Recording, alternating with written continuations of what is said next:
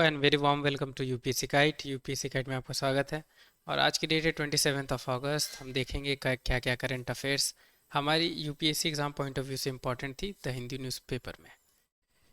तो स्टार्ट करते हैं वीडियो को। सबसे पहले ये वीडियो स्टार्ट करने से पहले आपसे कुछ बातें मैं शेयर करना चाहता हूँ, ठीक है। कि मेरी जो द हिंदू न्यूज़ एनालिसिस की जो वीडियोस रहती हैं वो काफ़ी छोटी रहती हैं, राइट।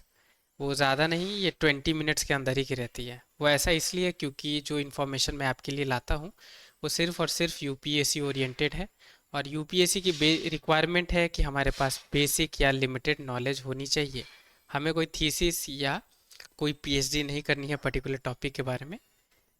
इसी के कारण मेरी जो न्यूज़ एनालिसिस है ये बहुत छोटी रहती है। मैं सिर्फ इम्पॉर्टेंट चीज़ें ही कवर करता हूँ अपनी न्यूज़ डिस्कशन में, ताकि जो भी एस्पिरेंट्स जो वॉच कर रहे हैं उन्हें अच्छी इन्फॉर्मेशन मिल सके जो सिर्फ और सिर्फ यूपीएससी के लिए है, ठीक है। मैं दोबारा एक बार रिपीट करना चाहता हूँ कि हमें ढेर सारी नॉलेज अपने दिमाग में जमा नहीं करनी है, क्योंकि कहीं ना कहीं उतनी सारी नॉलेज यूपीएससी के एग्ज़ाम में आपसे पूछी नहीं जाएगी। हमें सिर्फ बेसिक और जो सारी न्यूज़ पेपर में कवर्ड है, जो इम्पोर्टेंट चीज़ बस वही पढ़नी है। तो आपको द हिंदू के अलावा अदर जो सोर्सेज हैं जैसे इकोनॉमिक टाइम्स है या बिजनेस लाइन है, ये सारी चीज़ें करने की ज़रूरत नहीं है, क्योंकि जो इम्पोर्टेंट चीज़ रहेगी वो सारी न्यूज़पेपर में कवर्ड रहेगी, ठीक है। और द हिंदू न्यूज़पेपर को कंसीडर किया गया है बहुत ही रिलायबल सोर्स करंट अफेयर्स के लिए, राइट। तो सिर्फ और सिर्फ करंट अफेयर आप द हिंदू के देखें, वही आपके लिए सफिशेंट है। क्योंकि बहुत सारे ऐसे यूपीएससी की यूट्यूब पे न्यूज़ चैनल्स हैं जो तीन तीन न्यूज़पेपर की करंट अफेयर बताते हैं। तो उतनी नॉलेज हमें लेके एग्ज़ाम में नहीं बैठना है, ठीक है। हमें सिर्फ अपनी यूपीएससी की प्रीलिम्स को क्लियर करनी है। हमें 100 आउट ऑफ 100 नंबर्स नहीं वहाँ अचीव करनी है। हमें सिर्फ इतनी नंबर लानी है कि हम अपनी कट ऑफ क्लियर कर ले, राइट। तो बड़ी बड़ी वीडियोस देखने का कोई मतलब नहीं है मेरे हिसाब से। बस आप द हिंदू न्यूज़पेपर में जो भी इम्पोर्टेंट टॉपिक्स जो मैं आपको बता रहा हूँ बस आप वो कवर करें और आप प्रीलिम्स की एग्ज़ाम देने जाएं, ठीक है। क्योंकि मैं आपको दोबारा एक चीज़ बताना चाहूँगा कि यूपीएससी एग्ज़ाम में कुछ क्वेश्चन करंट अफेयर की मैं आपको बता रहा हूँ ऐसी रहेंगी जो आपको क्या वो किसी स्टूडेंट्स को नहीं पता होगी, ठीक है। क्योंकि वो 5 से 10 जो क्वेश्चंस रहेगी उनकी सोर्स क्या है वो हम सर्च नहीं कर सकते हैं, वो हम पता नहीं लगा सकते हैं। तो वैसे 5 से 10 क्वेश्चंस के लिए, ठीक है, आप 4 या 5 न्यूज़पेपर या बड़ी बड़ी न्यूज़ डिस्कशन देखने की आपको ज़रूरत नहीं है, ठीक है। क्योंकि वो one of the hardest question रहती है यूपीएससी प्रीलिम्स में। और वैसी क्वेश्चन को शायद ही स्टूडेंट अटेम्प्ट करते हैं, राइट। अगर लॉजिक लग रही है तो लॉजिकली आप सॉल्व कर सकते हैं, अदरवाइज अगर लॉजिक नहीं लग रही है तो वैसे टफ क्वेश्चन को छूना हमारी यूपीएससी प्रीलिम्स के लिए ठीक नहीं है, ठीक है। तो ये आप बात कुछ दिमाग में अपनी रखें, ठीक है, कि मेरी वीडियो छोटी सी क्यों क्यों है और बाकी चैनल्स पे बहुत बड़ी बड़ी वीडियो क्यों है। तो ये मेन डिफरेंस है।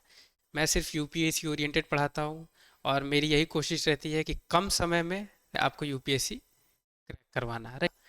तो अब हम स्टार्ट करेंगे न्यूज़ डिस्कशन को। तो सबसे पहले ये न्यूज़ आई है फ्रंट पेज पे हेमा कमेटी रिपोर्ट के बारे में, ठीक है। अभी कुछ इसमें एलिगेशन चल रही हैं, वैसे ये रिपोर्ट बहुत ज़्यादा न्यूज़ में आ चुकी है, तो चांसेस है ये आ सकती है एग्ज़ाम में। तो हेमा कमेटी क्यों लाई गई थी, तो विमेन सेफ्टी के लिए लाई गई थी, वो भी किस इंडस्ट्री में, तो फिल्म इंडस्ट्री में। तो आपको पता होगा कि केरला की एक एक्ट्रेस थी, उनके साथ सेक्सुअल हरासमेंट हुई थी, राइट। जिनकी वजह से ये पर्टिकुलर हेमा कमेटी न्यूज़ में आई, क्योंकि उन्होंने high court, Kerala high court में अपनी कंप्लेन को लॉन्च किया था और जिसके बेसिस पे ये हेमा कमेटी बनाई गई थी। 5-6 बार न्यूज़ में आ चुकी है। अगर ये रेलिवेंट रहेगी तो आ सकती है यूपीएससी में, ठीक है। मतलब रेलिवेंट ये कहने का मतलब अगर ये कुछ और समय तक अगर न्यूज़ में रहेगी तो ये आ सकती है। वैसे फ्रंट पेज पे है तो चांसेस रहेगी। अब बढ़ते हैं आगे। दूसरी न्यूज़ ये पर्टिकुलर आर्टिकल के बारे में है, क्योंकि डिले बहुत ज़्यादा हो रही है अभी सेंसस में।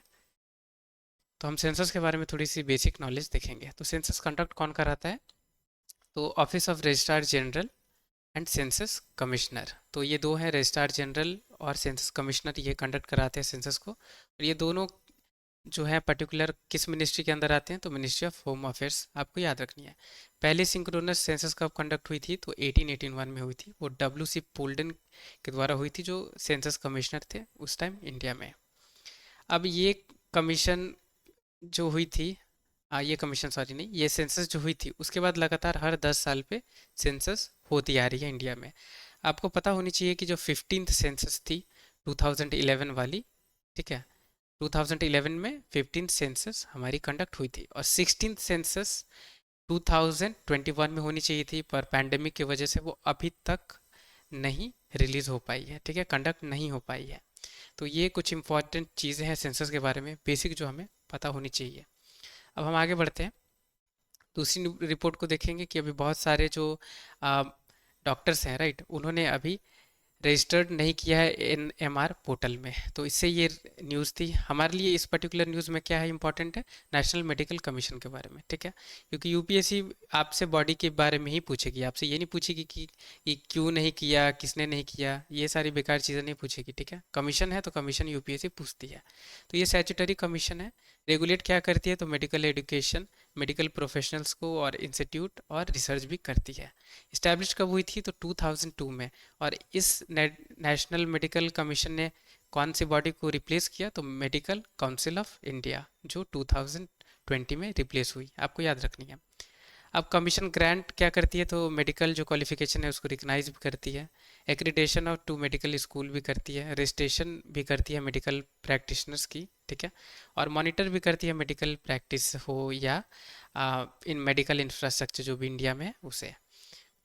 अब आगे हम देखते हैं कि ये नीति आयोग ने रिकमेंड किया था रिप्लेस करने के लिए मेडिकल काउंसिल ऑफ इंडिया को नेशनल मेडिकल कमीशन से, ठीक है। ये एक पर्टिकुलर कमीशन किस मिनिस्ट्री के अंदर है, तो जाहिर सी बात है मेडिकल की बात हो रही है तो हेल्थ मिनिस्ट्री के अंदर है, ठीक है, ministry of health and family welfare. अब नेशनल मेडिकल कमीशन में टोटल 33 मेंबर्स हैं, आपको याद रखनी है, यूपीएससी मेंबर्स पे भी पूछती है क्वेश्चन, राइट, कि टोटल 10 मेंबर है या 5 मेंबर है, ऐसे स्टेटमेंट भी कमीशन के बारे में यूपीएससी ने पूछा है। तो हमें पता होनी चाहिए 33 मेंबर्स हैं, जिसमें 10 एक्स ऑफिसर मेंबर होते हैं और 22 पार्ट टाइम मेंबर्स होते हैं। याद रखनी है जो चेयरपर्सन रहेंगे इस कमीशन के, वो मेडिकल प्रोफेशनल्स ही रहेंगे सिर्फ, ठीक है। तो ऐसे यूपीएससी आपसे पूछ सकती है कि नेशनल मेडिकल कमीशन में मिनिस्टर, हेल्थ मिनिस्टर हैं इनके, इस बॉडी के चेयरपर्सन, राइट, तो ऐसे आपको ट्रिक किया जा सकता है। तो आपको ये याद रखना है सिर्फ मेडिकल प्रोफेशनल्स ही चेयरमैन बनेंगे नेशनल मेडिकल कमीशन के। अब बढ़ते हैं आगे। ये पर्टिकुलर एक न्यूज़ आई है जहां हमारे प्राइम मिनिस्टर ने यूएस की जो प्रेसिडेंट है उनसे कुछ मीटिंग करी है, और इस कंप्लीट जो मीटिंग थी इसमें कुछ कुछ टॉपिक्स में बात की गई, जैसे यूक्रेन की सिचुएशन के बारे में बात की गई, बांग्लादेश की क्राइसिस के बारे में बात की गई, और अभी चाइना की बहुत ज़्यादा प्रेजेंस अभी साउथ चाइना सी में देखी गई है, राइट, और चाइना की फिलीपीन के साथ भी अभी कन्फ्लिक्ट्स देखी गई हैं, यहाँ तक कि जापान के साथ भी कन्फ्लिक्ट्स देखी गई हैं। तो इन दोनों कंट्री ने क्वाड के बारे में भी थोड़ी बहुत बात की। तो अब हम क्वाड देखते हैं, वही हमारे लिए इंपॉर्टेंट है एग्जाम पॉइंट ऑफ व्यू से, ठीक है। तो क्वाड क्या है, कोऑर्डिनेटर सिक्योरिटी डायलॉग, याद रखनी है इसकी फुल फॉर्म, क्योंकि क्वाड ये शॉर्ट फॉर्म है इसकी, अगर इसे नहीं डायरेक्टली क्वाड कोऑर्डिनेटरल सिक्योरिटी डायलॉग के बारे में बताएं ऐसा करके पूछ सकती है। तो इंटर गवर्नमेंटल सिक्योरिटी फोरम है, आपको याद रखनी है, फोरम है ये, ठीक है। और it is a strategic security dialogue between Australia, India, Japan, United State. तो याद रखनी है क्वाड में कौन कौन मेंबर है, तो ऑस्ट्रेलिया, इंडिया, जापान और यूनाइटेड स्टेट। अगर इंटर गवर्नमेंटल सिक्योरिटी फोरम नहीं पूछे तो आपसे पूछ सकती है कि ये स्ट्रेटेजिक सिक्योरिटी डायलॉग है, ठीक है। अब ये डायलॉग कब लाई गई थी, तो 2007 में लाई गई थी जापान के प्राइम मिनिस्टर के द्वारा, ठीक है। फिर 2007 से 2008 तक ये पर्टिकुलर ग्रुप ने वर्क किया, फिर 2008 के बाद ये सस्पेंड हो गई थी बहुत लंबे समय तक, ठीक है। आप देख सकते हैं करीबन ये 9 से 10 साल तक ये सस्पेंड हो गई थी। फिर 2017 में जब आसियान की समिट हुई मनीला में, वहाँ इन चारों कंट्री ने दोबारा ये क्वाड्रिलेटरल अलायंस को रिवाइव किया, ठीक है, 2007 में दोबारा रिवाइव हुई है ये आसियान की समिट में, आपको याद रखनी है। वैसे ये क्यों लाई गई थी, तो चाइना की मिलिट्री डिप्लोमेसी को काउंटर करने के लिए लाई गई थी, जो इंडो पैसिफिक रीजन में रहती है, राइट। तो आपको पता होगा इंडो पैसिफिक रीजन में चाइना कुछ ज़्यादा ही तेज़ बनती है, और बहुत ज़्यादा जो ओशन एरिया है उस पर अपनी राइट्स वो डिक्लेयर करती है और अपनी मनमर्जी चीज़ें करती है इंडो पैसिफिक रीजन वाले में, जैसे नेवल शिप्स को कहीं जहीं पे सेंड कर देना, राइट, या एयर जो रहती है, जो एयर स्पेस क्राफ्ट्स रहती है उसे इधर उधर भेज देना। तो ये सारी चीज़ें करती हैं चाइना, इसी को काउंटर करने के लिए इनकी मिलिट्री डिप्लोमेसी को काउंटर करने के लिए ये क्वाड ग्रुप खुल लाई गई थी। अब हम ये न्यूज़ एक देखते हैं जहाँ पर्टिकुलर बात की गई है जो इंडिया की लिटरेसी प्रोग्राम है उसके बारे में। तो ये प्रोग्राम को हम समझेंगे, ठीक है। अब क्या है ये न्यू इंडिया लिटरेसी प्रोग्राम? तो ये प्रोग्राम यूपीएससी पूछ सकती है हमसे, तो हमें इसके बारे में डिटेल पता होनी चाहिए। तो ये सेंट्रली स्पॉन्सर्ड स्कीम है, ठीक है। सेंट्रली स्पॉन्सर्ड स्कीम का क्या मतलब? जहाँ गवर्नमेंट यानी यूनियन और सेंटर दोनों मिल के कोई स्कीम को चलाती है, वहाँ फंड करती है।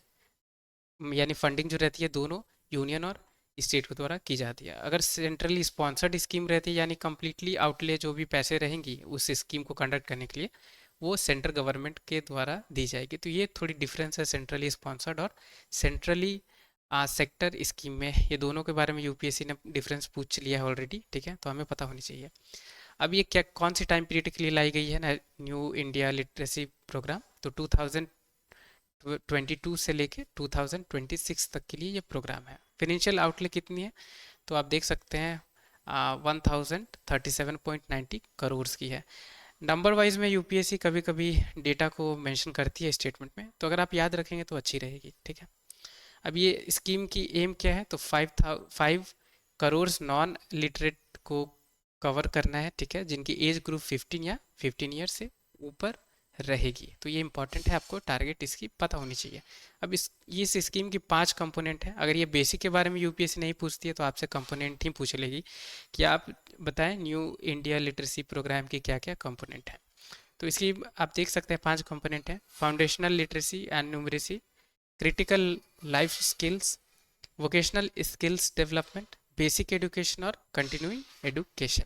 तो ये आपको अच्छे से याद होनी चाहिए कंपोनेंट, ठीक है। ये इंपॉर्टेंट हो सकती है, प्रोग्राम्स हो या कमिटी हो, कमीशन हो या कमिटी हो, ये सब यूपीएससी की फेवरेट टॉपिक में से एक है, ठीक है। तो आपको अच्छे से करनी है इसे। अब कुछ और हम डिटेल्स देते हैं कैसे फंडिंग हो रही है। तो सेंटर और स्टेट की फंडिंग होगी 60/40 रेशियो से, ठीक है।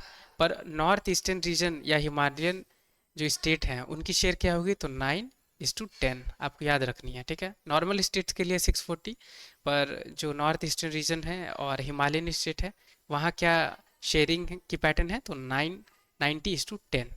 यूनियन टेरिटरी विथ लेजिस्लेचर रहेंगे तो उनकी 60/40 की आप शेयर रहेगी, पर यूनियन टेरिटरी जो जम्मू एंड कश्मीर की है, ठीक है, वो 90:10 रहेगी। आपको यूपीएससी स्टेटमेंट में पूछ सकती है आपसे कि सारी यूनियन टेरिटरीज की जो फंडिंग की शेयर है वो 9:10 है, तो वो गलत हो जाएगी, ठीक है, क्योंकि यहाँ देख सकते हैं जिनकी लेजिस्लेचर रहेगी उनकी 60/40 है और सिर्फ यूनियन टेरिटरी जो जम्मू एंड कश्मीर वाली है उसके लिए 9:10 है, ठीक है। तो ये आपको याद रखना होगा। अब बढ़ते हैं आगे। ये पर्टिकुलरली एक इंटरनेशनल पेज पे आई है न्यूज़ जहाँ डैम कोलैप्स हुई है जिसकी वजह से बहुत ज़्यादा हेवी रेनफॉल हो गई थी, इसलिए तो सडन सूडान वाली एरिया के बारे में, ये कंट्री के बारे में बात की गई थी। तो हम इससे मैप में देखेंगे और कुछ और भी वाटर बॉडीज हम समझने की कोशिश करेंगे। तो यहाँ हम पहले तो देखेंगे सूडान की है कहाँ। तो आप देख सकते हैं यहाँ है, अफ्रीकन कंट्री है। कौन कौन सी कंट्री से बाउंड्री शेयर हो रही है तो वो भी हम देख लेते हैं डिटेल में। तो इजिप्ट, लीबिया, चैड से सेंट्रल अफ्रीकन रिपब्लिक यानी CAR, फिर यहाँ साउथ सूडान, इथोपिया, इधर इटेरिया और इधर है रेड सी, ठीक है। ये कुछ कंट्रीज है जिनसे बाउंड्री शेयर होती है। अब कुछ कुछ वाटर बॉडीज है वो मैं आपके साथ एडिशनली शेयर करना चाहता हूँ यहाँ, ताकि इस मैप में हम बहुत सारी चीज़ें समझ सकें। तो ये वाली देख रहे हैं वाटर बॉडी जहाँ अभी मेरी कर्सर है, ये है रेड सी, ठीक है। अब रेड सी की कौन कौन सी कंट्री से बाउंड्री शेयर होती है तो वो हम देख लेते हैं, यूपीए से पूछ सकती है। तो इजिप्ट की होती है, ठीक है, सऊदी अरेबिया, सूडान, इटेरिया, येमेन और जिबूटी, ठीक है। तो ये कुछ कंट्रीज हैं। और ये जो गल्फ ऑफ अकाबा देख रहे हैं जहाँ भी मेरी कर्सर के जस्ट ऊपर वाली ये वाली बॉडी, ठीक है, ये गल्फ ऑफ अकाबा है जो रेड सी से कनेक्ट होती है। अगर यूपीएससी कुछ नहीं तो आपसे गल्फ ऑफ अकाबा के बारे में भी पूछ सकती है, क्योंकि इसराइल बहुत ज़्यादा न्यूज़ में है। तो गल्फ ऑफ अकाबा की कौन कौन सी कंट्री से बाउंड्री शेयर होती है इसकी? तो इजिप्ट, इसराइल, जॉर्डन और सऊदी अरेबिया, ठीक है। अब इधर पर्शियन गल्फ है तो इसे भी हम देख लेते हैं। ईरान भी बहुत ज़्यादा न्यूज़ में है, तो ईरान से लेके अगर ईरान के बारे में कुछ नहीं पूछती है तो आपसे पर्शियन गल्फ के बारे में पूछ सकती है, ठीक है। तो पर्शियन गल्फ से कौन कौन सी कंट्री की बाउंड्री शेयर होती है? तो Iran, Iraq, Kuwait, Saudi Arabia, Bahrain, Qatar, United Arab Emirates, ठीक है। और ये गल्फ ऑफ एडन है, तो कौन कौन सी कंट्री से बाउंड्री शेयर होती है? तो यहाँ हम देख सकते हैं येमेन है, जिबूती है, और ये कौन सी कंट्री है? ये आप कमेंट बॉक्स में मुझे बताएं, ठीक है। कमेंट बॉक्स में ये आपको मैं एडिशनल एक होमवर्क दे रहा हूँ, ठीक है, क्योंकि यहाँ मेंशन नहीं है। तो आप इसे ज़रूर कमेंट बॉक्स में बताएं ताकि अपनी भी नॉलेज थोड़ी सी आप क्रिटिकल अंडरस्टैंडिंग को डेवलप करें। अब आगे बढ़ते हैं। ये पर्टिकुलर एक न्यूज़ आई है जहाँ बात की गई है कि रशिया अभी अटैक करने वाली है जो यूक्रेन की एक पर्टिकुलर रीजन है वहाँ। तो उस रीजन को हम समझेंगे। तो एक खर्किव रीजन है, ठीक है, जहाँ यूक्रेन की एक रीजन है जहाँ अभी रशिया सोच रही है अटैक करने के लिए, ठीक है। और कुर्स रीजन है रशिया में जहाँ यूक्रेन ने ऑलरेडी सबसे पावरफुल अटैक अभी तक कंडक्ट इस पर्टिकुलर यूक्रेन ने कर लिया है। तो ये दो रीज़न है जो न्यूज़ में है, ठीक है। खर्किव रीजन यूक्रेन में है और कुर्स्क रीजन रशिया में है। यूपीएससी पूछ सकती है कि रीजन न्यूज़ में ये देखी गई है कौन से पर्टिकुलर कंट्री से रिलेटेड है, तो दोनों में से कोई एक या दोनों आपसे पूछ सकती है, ठीक है। इंपॉर्टेंट हो सकती है क्योंकि यूक्रेन रशिया की वॉर बहुत लंबे समय से चल रही है और यूक्रेन पे यूपीएससी ने पूछ लिया है कि ये इसकी कौन कौन सी कंट्री से बाउंड्री शेयर होती है। अब ये रीज़न तो नहीं पूछा है क्योंकि अभी न्यूज़ में है, तो हमें ये पता होनी चाहिए। अब आगे बढ़ते हैं। ये पर्टिकुलर एक न्यूज़ है जहां जापान ने अपनी कंसर्न शो करी है कि चाइना वॉयलेट कर रही है एयर स्पेस जो जापान की रीजन है वहाँ पे। तो इसे हम समझने की कोशिश करेंगे। तो ये डंजाओ आइलैंड के बारे में मेंशन है इस पर्टिकुलर न्यूज़ में, ठीक है। तो ये डंजाओ आइलैंड है, यहीं पे चाइना की सर्विलेंस एयरक्राफ्ट देखी गई है जो कम्प्लीटली जापान की एयर स्पेस में ये बिलोंग करती है, ठीक है। तो Y9 सर्विलेंस एयरक्राफ्ट से ही यही देखी गई थी, ठीक है, दांजो आइलैंड के पास, ठीक है। आपको याद रखनी है Y9 सर्विलेंस एयरक्राफ्ट कौन सी कंट्री से रिलेटेड है। यूपीएससी आपसे पूछ सकती है कि रिसेंटली न्यूज़ में देखी गई है किस चीज़ से रिलेटेड है, ठीक है। तो ये चाइना की है। और ये डंजाओ आइलैंड भी आप थोड़ी बहुत न्यूज़ रख सकते हैं जानकारी कि ये पर्टिकुलर है कहाँ। तो ये जापान के पास में है ये डंजाओ आइलैंड, ठीक है। पार्सल आइलैंड या स्पार्टली आइलैंड या पराकेस आइलैंड ये सारी हमने ऑलरेडी डिस्कस किया हुआ है कि ये साउथ चाइना सी में है, ठीक है। तो ये डंजाओ आइलैंड को भी इसी लिस्ट में मेंशन कर दें कि साउथ चाइना सी में ये चार इनमें से कौन सी आइलैंड नहीं है, राइट, या कौन कौन सी आइलैंड है, वैसे क्वेश्चन फ्रेम हो सकती है, तो हमें ये ध्यान देना है। एक ये न्यूज़ है अवेलेबल जहां कोलंबो यानी श्रीलंका ने की पोर्ट ने इंडिया और चाइनीज़ वॉरशिप को वेलकम किया, ठीक है। अब इंडिया की वॉरशिप के बारे में आपसे तो यूपीएससी नहीं पूछेगी क्योंकि नाम बहुत कॉमन रहती है। तो यहाँ देख सकते हैं आईएनएस मुंबई। तो अगर यूपीएससी पूछेगी कि आईएनएस मुंबई वॉरशिप कौन सी कंट्री से रिलेटेड है तो वो तो हमें जाहिर से पता है इंडिया में है, राइट। पर हमारे लिए इंपॉर्टेंट है चाइनीज़ वॉरशिप को नाम यहाँ पे समझना, ठीक है, क्योंकि वो इम्पोर्टेंट हो सकती है। तो हेफी वज वजीशियान और किलियान शियान ये चाइनीज़ वॉरशिप है, आपको याद रखनी है। तो पूछ सकती है यूपीएससी कि रिसेंटली ये न्यूज़ में देखी गई है ये पर्टिकुलर टर्म्स ये किस चीज़ से रिलेटेड है, राइट, या ये वॉरशिप देखी गई है कौन से कंट्री से रिलेटेड है। तो शियान शियान है तो ये तो आप चाइना इसे वहाँ पे मार्क कर पाएंगे, राइट। पर हमें क्या याद रखना है कि ये वॉरशिप है, ठीक है। तो ये आपको अच्छे से याद रखना है, ये आप मेंशन कर सकते हैं। ऐसे टर्म्स वाली क्वेश्चन आती है यूपीएससी में, ठीक है। आप ऐसा ना समझे कि आज बहुत टर्म्स वाली मैंने डिस्कस करी जो द हिंदू में थी कि ये किस चीज़ से रिलेटेड है, राइट, या ये किस रीज़न किस चीज़ से रिलेटेड है, या पर्टिकुलर और भी एक चीज़ थी इसमें, एक मिनट, हेमा कमेटी से, हेमा कमेटी किस चीज़ से रिलेटेड है। तो इस टाइप के क्वेश्चन आती है यूपीएससी में। अगर आप यूपीएससी के प्रीवियस ईयर क्वेश्चन देखेंगे तो आपको अंदाज़ा मिल जाएगा, ठीक है। तो ये इंपॉर्टेंट है जो जो मैं आपको बता रहा हूँ। तो आगे बढ़ते हैं। इसके बाद इसके बाद कुछ और न्यूज़ है उसे हम देखेंगे। तो प्राज्ञान रोवर के बारे में न्यूज़ है, पर्टिकुलर आर्टिकल आई हुई है, ये बहुत लंबी चौड़ी, ठीक है। तो इसके बारे में हम समझेंगे। अब ये प्रज्ञान रोवर है, ठीक है, किसकी रोवर है, तो चंद्रयान मिशन जो है 3 उसकी ये रोवर है, राइट। तो ये आपको पता होगी, तो इसके बारे में कुछ हम डिटेल में डिस्कस करेंगे। तो प्रज्ञान AP एक्सेस ये अल्फा पार्टिकल एक्सरे स्पेक्ट्रोमीटर है, ठीक है। ये आप यहाँ देख सकते हैं कि प्रज्ञान क्या है, तो रोवर है, ठीक है। तो आपसे यूपीएससी ऐसे पूछेगी कि प्रज्ञान अभी रिसेंटली न्यूज़ में देखी गई है ये किस चीज़ से रिलेटेड है, तो आपको पता होनी चाहिए कि ये एक रोवर है, ठीक है। और इसकी और फुल फॉर्म ये है वैसे, प्रज्ञान XPX एस, ठीक है, अल्फा पार्टिकल एक्सरे स्पेक्ट्रोमीटर, जो इंस्पेक्ट कर रही है अभी मून्स पे जो भी एलिमेंट है, राइट, जो चंद्रयान मिशन 3 के द्वारा लॉन्च की गई थी। तो हम चंद्रयान मिशन के बारे में देखेंगे, ठीक है। तो उससे पहले हमें समझना होगा कि तीन जो अभी तक चंद्रयान मिशन हुई है, कब कब लॉन्च हुई है और कौन कौन सी लॉन्चिंग व्हीकल से ये लॉन्च हुई है।